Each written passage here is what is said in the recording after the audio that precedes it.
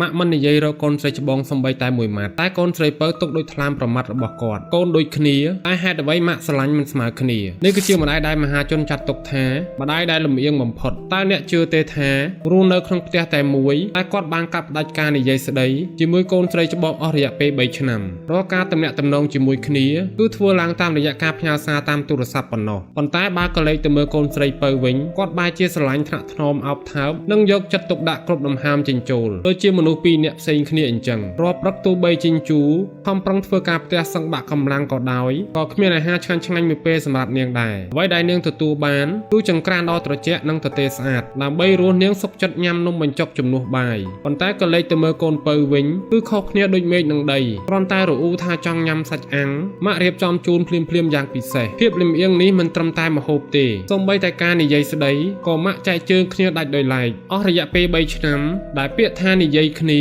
បានបាត់បង់រវាងម៉ាក់និងកូនស្រីច្បងគាត់សុខចិត្តផ្ញើសារតាមទូរស័ព្ទជាជាងហាមាត់និយាយរកកូនដោយយកលេសថាកុំឲ្យឆ្លោះគ្នាទោះបីជិញ្ជូខំប្រឹងរកគ្រប់វិធីដើម្បីនិយាយលេងជាមួយម៉ាក់យ៉ាងណាក៏ដោយក៏អ្វីដែលនាងទទួលបានត្រឡប់មកវិញគឺភាពស្ងៀមស្ងាត់ដ៏ឈឺចាប់អ្វីដែលកាន់តែចាក់ដោតបេះដូងនោះគឺនៅពេលជួបជុំគ្រួសារជិញ្ជូប្រៀបដូចជាមនុស្សដទៃសម្រាប់គាត់ខណៈដែលម៉ាក់សោយកាក់កាយនិងថតរូបស្និទ្ធស្នាលជាមួយកូនស្រីពៅគាត់បែរជាមិនខ្វល់សម្បីតែបន្តិចថាកូនស្រីច្បងកំពុងតែឈរមើលទាំងទឹកភ្នែកការលំអៀងនេះមិនត្រឹមតែធ្វើឲ្យកូនស្រីច្បងឯកាប៉ុណ្ណោះទេថែមទាំងធ្វើឲ្យបេះដូងរបស់នាងឈឺចាប់ដែលពិបាកនឹងព្យាបាលតើអ្នកយល់យ៉ាងណាចំពោះរឿងនេះកុំភ្លេចខមមិននៅខាងក្រោម